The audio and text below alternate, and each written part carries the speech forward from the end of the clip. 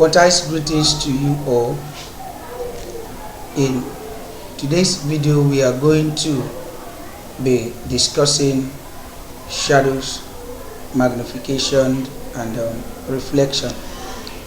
We, in our earlier video, have introduced the nature and the sources of light, where we talked about types of objects and the way they behave when light falls on them. We have also looked at beams and rays of light. Also, we looked at rectilinear propagation of light in the earlier video, and we have established that the formation of shadows and eclipse is as a result of the fact that light travels in a straight line. Today we are going to be discussing the concept of shadow and magnification, the reflection of light waves. Stay tuned.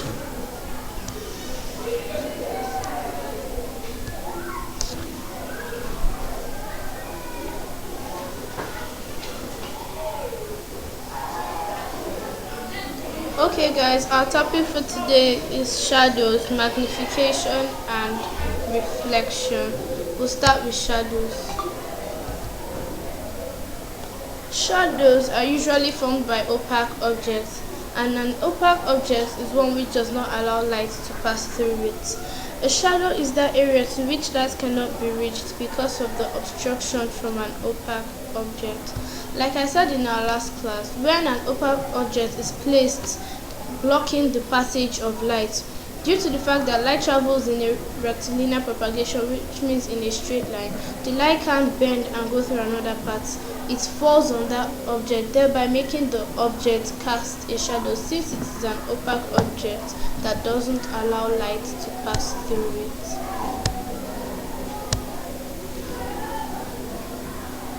The figure demonstrates how shadows formed by a tiny source of light called a point source. A point source of light produces a sharp shadow. On the other hand, a large source of light produces shadow that consists of the following: I, the umbra, which is the inner shadow, and it is a region of total darkness which does not receive any light, and then the penumbra, which is a partial shadow. It receives a little part of patches. Here is the figure. This figure shows the light source and then the opaque object. As we can see, we have the black shadow there, which is the umbra, and that path of the black shadow is completely dark. There's no light passing through that path, which we have the umbra. And then we also have the penumbra there, which has a little light, but it's also part of the shadow. It is a region of partial darkness.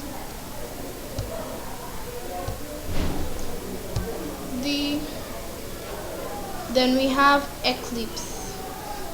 The sun produces its own light because it is a luminous object, and the earth and the moon are non-luminous. The earth receives light from the sun, that's why we have light here on the earth, and the moon also reflects light of the sun. It is non-luminous, which means it doesn't have its own light. The moon depends on the sun for its light. The eclipse of the sun, which is also known as the solar eclipse. This takes place when the moon comes between the earth and the sun. Then the moon's shadow is cast upon the earth. The moon is a long luminous object and also an opaque one. So when the moon comes in between the earth and the sun shining its light on the moon makes it cast the shadow of the moon behind, which is on the earth, thereby causing a region of darkness which we know as which is called the solar eclipse. And depending on your position on the earth, it might be an umbra, which is a region of complete darkness, or a penumbra, which that depends on your position on the earth. This diagram shows us the eclipse of the sun. There is the sun, and then we have the moon in between the sun and the earth. and then the sun's light is on the moon, casting the shadow on the earth. We have the area of partial darkness. We have as you can see, there's the area labeled P, which is a region of partial darkness, and then we have the other region which has total eclipse. The annular eclipse of the sun. This occurs when the sun and the moon are in positions where the end rays intersect before reaching the earth. The sun is then covered, leaving a bright ring round the edge. One of the advantages of the annular eclipse is that it gives astronomers opportunity to study the properties of the outer part of the sun, which is the corona, which have been obstructed by the moon and hence prevent such studies. An annular eclipse is more like a situation where the sun and the moon are kind of in a position where the rays coming from both ends intersect before they reach the earth. It is not like the solar eclipse in which the moon is completely in front of the earth, blocking the sun's rays from getting to the earth. And then next up we have a diagram to show the annular eclipse. Here the moon is still in between the earth and the sun, but the shadow is not completely casted. As you can see, both lines intersect from the sun and the moon before getting to the earth. Next up we have eclipse of the moon, which is also known as the lunar eclipse. This takes place when the earth is between the sun and the moon. As such, the shadow of the earth is thrown upon the moon. Then a partial or total eclipse of the moon is observed. No eclipse is observed while the total eclipse is observed because the entire moon is embedded in an umbra region. Okay, this diagram is going to explain the eclipse of the moon. Here, instead of the moon being in between the earth and the sun, we have the earth in between the moon and the sun, and the moon is casting the shadow from behind on the earth, and there we have the umbra, which is the region of complete darkness, and then the penumbra towards the sun, which is a partial eclipse of the moon on that side. Then we talk about the pinhole camera. The pinhole camera is made up of a light tight box painted black. A small hole is made at one end with a pin or needle point. The opposite end has screen made of tracing paper or oil paper. In a dark room, an object placed a short distance from the hole forms a bright image of the object on the screen. When the object is brought nearer to the hole, the image becomes larger. If the screen is replaced by photography booth, a picture can be taken with a pinhole camera. Okay, a pinhole camera is a kind of camera which has a screen made of oil paper or tracing paper, and when that pinhole camera is placed at a short distance from an object or something, a bright image of that object is made on the screen, which means if the camera is placed on opposite directions, as you can see in this diagram, we have the whole light size box, we have the pinhole, which is where the screen is. The screen is labeled B prime and A prime. We have the photographic film, which is B prime, and then the inverted image at A prime. We have P, which is the pinhole, and then the object. So if the pinhole camera is placed opposite the object and a bright image of that object, if it is placed in a dark room, a bright image of that object is seen on the screen in the pinhole camera. And a pinhole camera is not actually used for taking pictures, but if the tracing paper is replaced with a photographic tape, you can actually take a picture with the pinhole camera. You can see the image there. When light is on the object and in a dark room, an image of a very bright image of that object is going to be shown on the screen of the pinhole camera. In the above figure, AB placed in front of the hole forms an inverted image on the screen. Anytime the object, let me show that in the image, we have AB as the object, and you see where we have A prime. From that angle, we are going to receive an inverted image. And then anytime the object distance is greater than the image distance, then the image is diminished, which means that if the object is placed very far away from the camera, there is no longer an image seen on the screen of that pinhole camera. Light rays from various points on the object passes a straight line through the hole and strikes the screen as indicated in that figure. That is why the image is inverted. The image in here, the inverted image, which is labeled A prime, is inverted because there are different light rays coming on it. As you can see, different lights from upwards, downwards going on the screen. That's why the image there is inverted. If it was from a particular point source, the image there might not have been inverted. Making the hole large will mean production of a brighter, blurred image. This simply means that if the pinhole is increased to a bigger size, the image becomes brighter, but it is no longer clear, it becomes blur.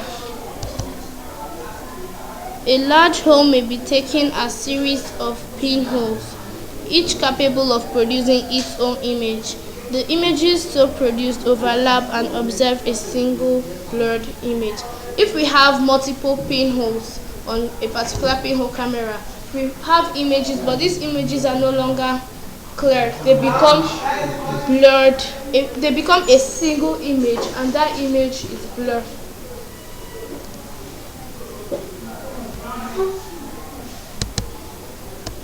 Now we're going to be talking about magnification, and Mr. Thornberry will be taking it from there. Hope you've understood everything we spoke about the pinhole camera. Thank you.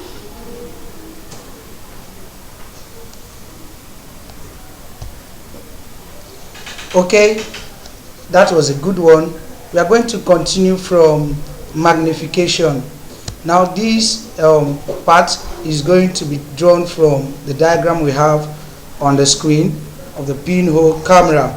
Now while Ms. Bamson was explaining this to us, she has explained that if the image distance, the object distance, is brought close to the pinhole, the image that is formed is going to be magnified, while if the object is taken further away from the pinhole, the image formed is going to be diminished.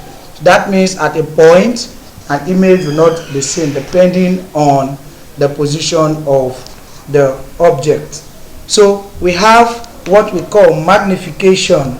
So by magnification, we are looking at the rate at which the object that is formed is higher than the image that is formed is higher than that of the object. And to calculate for magnification, we have that magnification is defined as the ratio of the height of the image to that of the object. And that is what we can see here. We take the height of the object, the height of the image, and we divide by the height of the object to get the magnification produced by the camera. So we have this formula: image height all over the object height is the same and or equal to this image distance from the pinhole and the object distance from the pinhole, which is also equal to the length of camera all over the distance of the object from the pinhole. What are we saying? The magnification produced, we are saying that this object here on D, the distance of this object, which is dp, all over pc, which is the distance of the object from the hole, and the pd, which is the distance of image from the hole. So to calculate the magnification produced by the camera, we are going to have that dp divided by pc to get the magnification, or the length of the camera divided by the object distance, and the object distance is pc, or the height of the image that is produced, to take the ratio to that of the height of the object will give us the magnification. Let us look at a problem using these formulas to into practice. First of all, we have that an object of height 40 cm is placed 0.8 cm in front of a pinhole camera of length 16 cm. What is the magnification and height of image produced? Now, being faced with a problem like this, in order for us to solve this problem, we must take note of the data that are given us in the problem. Now, if you watch in the question, we are given the object height, which I tag here to be OH, to be 40. We are also given the object distance, which I tag OD, to be 0.8 centimeter, and we are also given the camera length, which is the length of the camera, which I tagged CL. Now, the magnification is not given us, and the image height is not also given us, and the question is that we should calculate for the magnification and the height of the object. Now, if you go back to the formula which we have shown us earlier, we have the magnification is the height of the image all over the height of the object, or the height, the distance of the image all over the distance of the object from the pinholes, or the length of the camera all over the object distance from the pinhole. So in the problem, we are to look for magnification and the height of the camera. So applying this formula, since we are given the length of the camera and the object distance, but we are not given the image information, all we have to do, first of all, we have to calculate the magnification by using the formula, the length of the camera, since we have its value, and the object distance. And that is why we are using the data given us, such that the length of the camera in the question is 16 cm, and the object distance is 80 cm, as given us in the is 0.8 centimeter. But we need to convert that to centimeters. The question is 0.8 meters. So in order to convert the 0.8 meters to centimeter, we had to do 0.8 divided by 100 to get 80. That's how we got 80 in the problem here. So dividing the length of the camera by the object distance, which is 16 divided by 80, we have the magnification produced by the camera to be 0.2 centimeter. Note that 0.2 centimeter is not the total size of the object that is formed, but it is an extra adding to it, which makes it different from the object itself. So having gotten the magnification, we then have to calculate the height of the image, and that's why we are using the height of the image all over the object height. But since we don't have the height of the image, we have to cross multiply the magnification and that will give us that the magnification 0.2 multiplied by 40, which is the object height, has given us in the question to be 40. If you do that multiplication, we are going to have that the height of the image formed is 8.0 centimeter. We have another problem here. You can feel free to pause the video or go back to follow up the solutions. We have the next question here, which is the length of a pinhole camera is 12 centimeter. It is used to photograph an object 60 centimeter away from the pinhole and 80 centimeter height. Calculate the height of the image and magnification produced. Now, if you watch this question, we are given the object distance to be 80. We are also the object height to be 80, the object distance to be 60, and the length of the camera to be 12, without giving the magnification and the height of the image. So we have to follow the same procedure to work this out. And if we do that, we have to use a formula that has the length of the camera, the object distance, and magnification.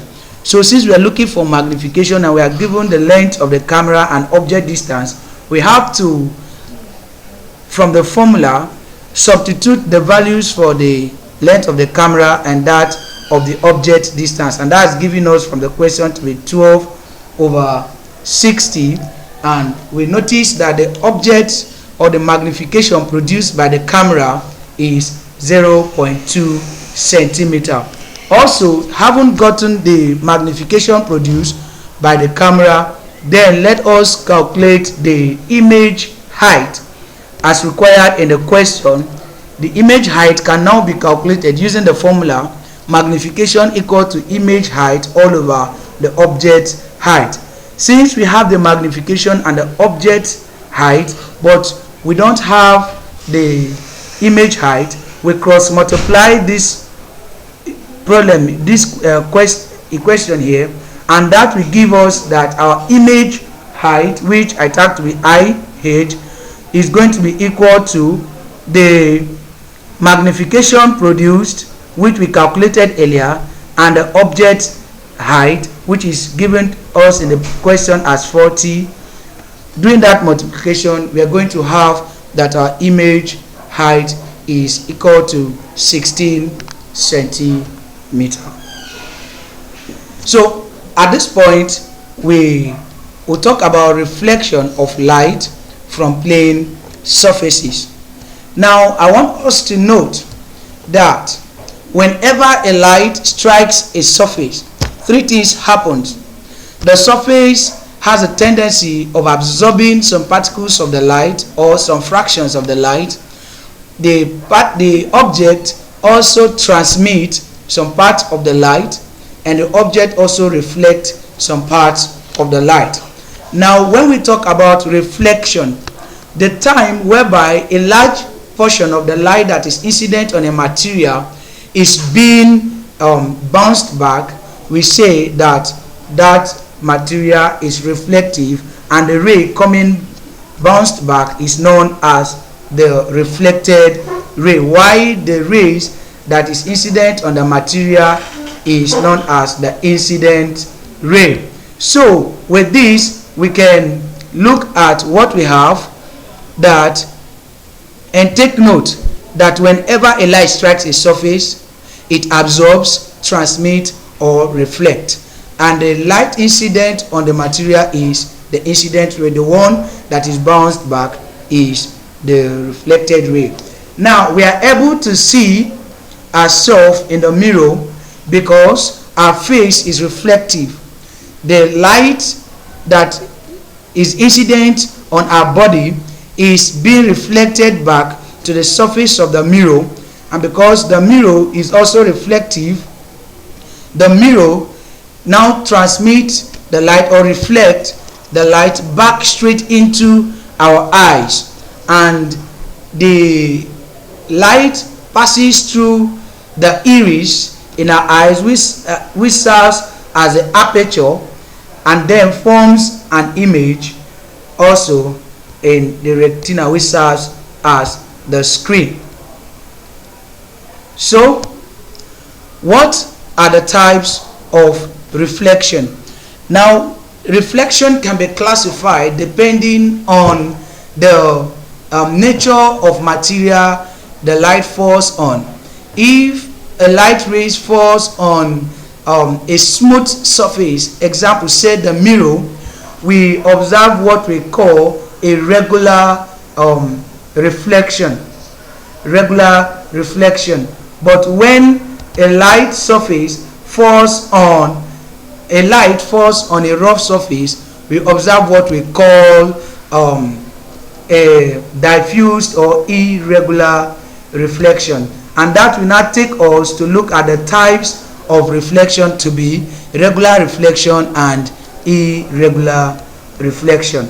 Here is an example of irregular reflection. We notice that a parallel beam incident on a smooth surface all reflect back respectively. Also, we have, that is the regular reflection. Here we have the irregular reflection, when a beam of parallel lines rays falls on a rough surface. We notice that the reflected rays are scattered in different dimensions. So that is what we call the irregular or the diffused reflection. From this experience, we can now look at the laws of reflection. Now, the laws of reflection is depending on the material that the light rays falls on. So if I can ask, if we say from these two diagrams of reflection for a regular reflection and an irregular reflection, which law is correct? We say that the law of reflection is the incident ray, the reflected ray, and the normal at the point of incidence all lie on the same plane. And we also have the second law, which states that the angle of incidence is equal to the angle of reflection. Now, this law is given us based on the incidence of parallel beam on a smooth surface. Now, we can show using a plane mirror the laws of reflection. With this, where this is the plane mirror labeled AB, is a plane mirror where the side end is the silver coated part, where this other part is the surface of the mirror.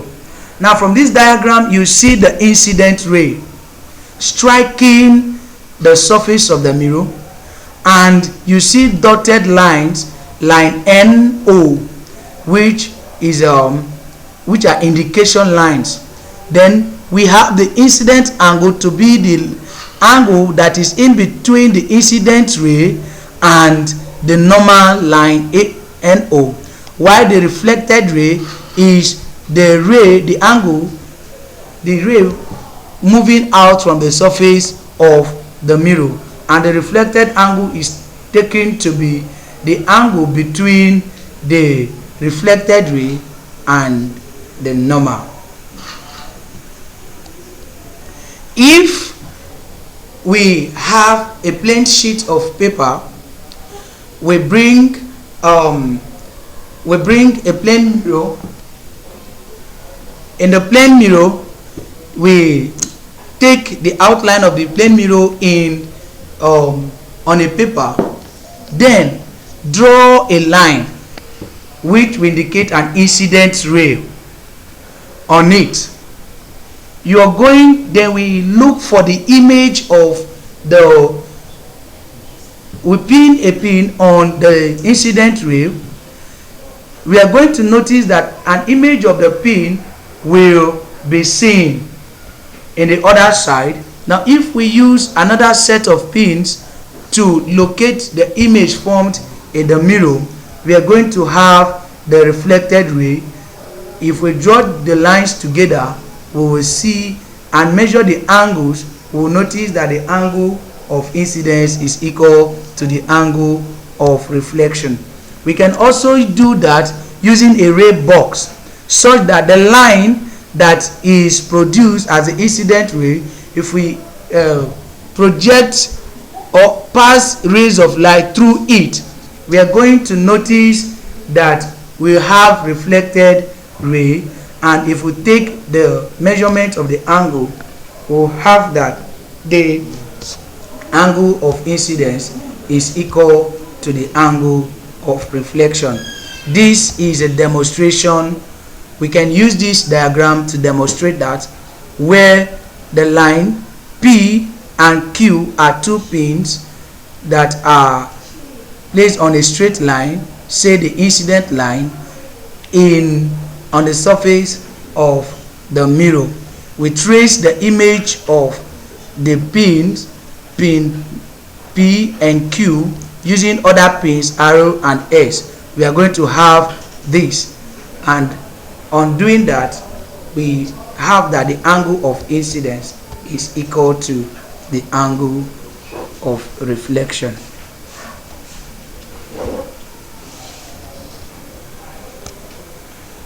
You can feel free to pause this video or play back to observe some of the things we are saying.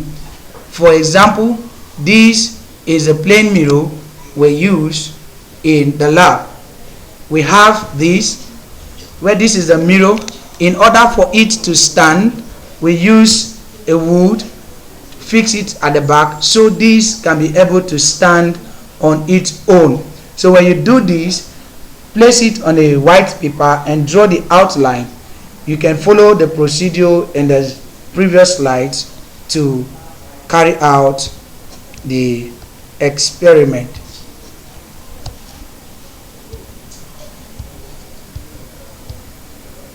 Also, therefore, the laws of reflection is the incident ray, the reflected ray, and the normal at the point of incidence all lie on the same plane. The incident ray, the reflected ray, and the normal at the point of incidence all lie on the same plane. That law is trying to demonstrate this. This is an incident ray, this is a normal, this is a reflected ray. And if you notice, they all have same intersection point on this line AB. The intersection point is not two or more than one. So that's what we mean by it lying on the same plane. Also, the second law states that the angle of incidence and the angle of incidence is equal to the angle of reflection. We can take that from this. If we take the measurement of this angle and this angle, we are going to have that law proven. So you can do this at home using set of optical pins and plane mirrors to carry out that experiment. Finding image of an object using a plane mirror. An object pin is used like this. In this diagram we have, or figure we have here, we can find the position of an object formed by a plane mirror by placing our mirror, then we pin a pin in front of the mirror. We will notice that an image of the pin will be formed in the mirror. Then we can use another pin behind the mirror to trace the outline of the image of the pin in the mirror. You can follow the instructions here to see carry out that experiment. It's going to be lovely. Now we notice that the position of the second pin is marked and a line is drawn from this position to that of the object pin. The measured distance between this line and the mirror is found to be 90 degrees Celsius. It is also found that object distance in front of the mirror equals the image distance. What is this telling us? As we stand in front of the mirror in our houses, you notice that your image is seen in or behind the mirror. Now what we want to get here is your position, the position of your image in the mirror. And from this experiment we are able to find out that the image distance from this experiment, the image distance from the mirror is equal to the object distance from the surface of the mirror. That is to say, if I am standing 2 meters in front of the mirror as an object, the image that I see in the mirror is also 2 meters behind the surface of the mirror.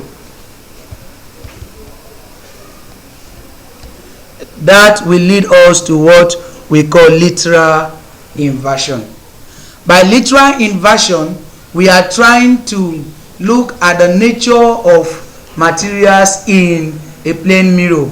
You notice this, that if you bring a writing or a typed work, say here we have letter L placed in front of the mirror, we notice that the way or the position of this letter in the mirror seems to be in another shape, though the same letter L, but the position is different. This is what we call literal inversion. Following these steps, we can see how an image is formed in a mirror.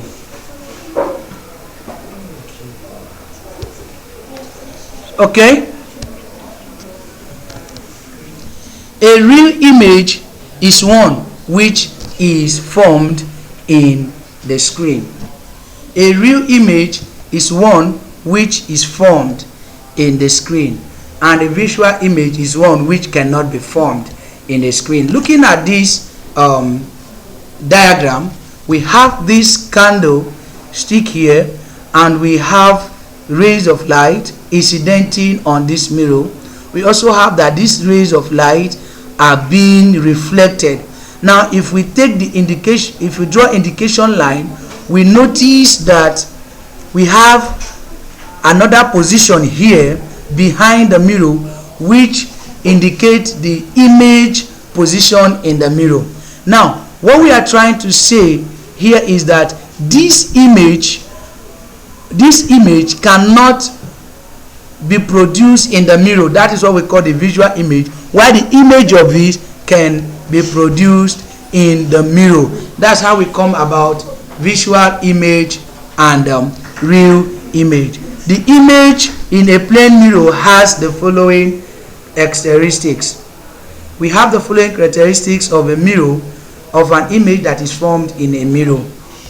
The image could either be same size. The image formed in a plane mirror are always the same size.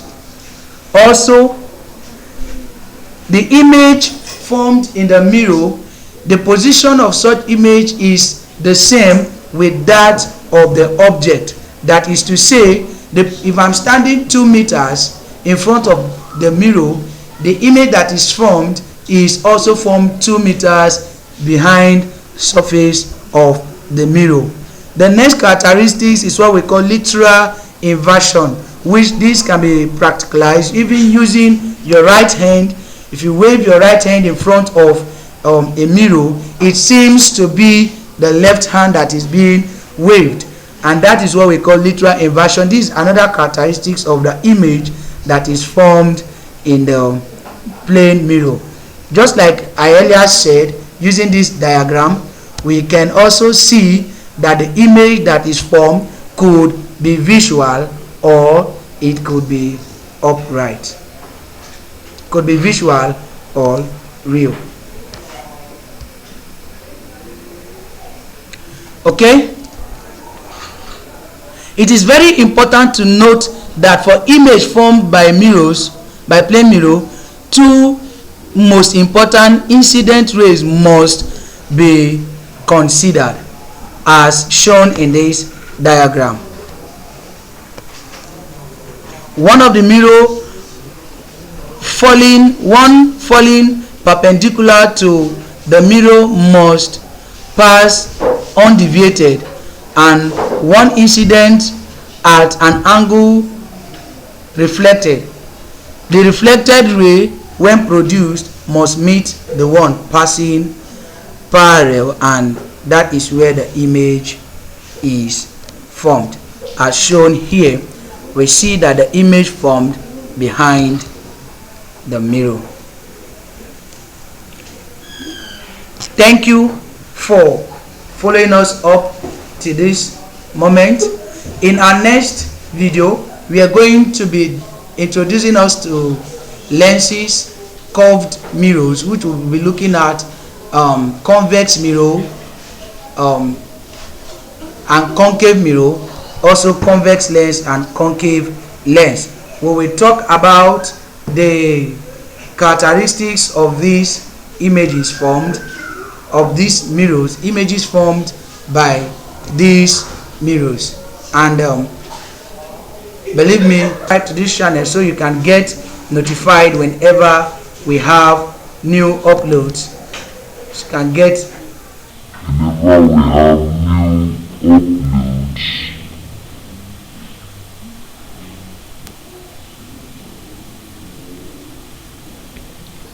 Thank you.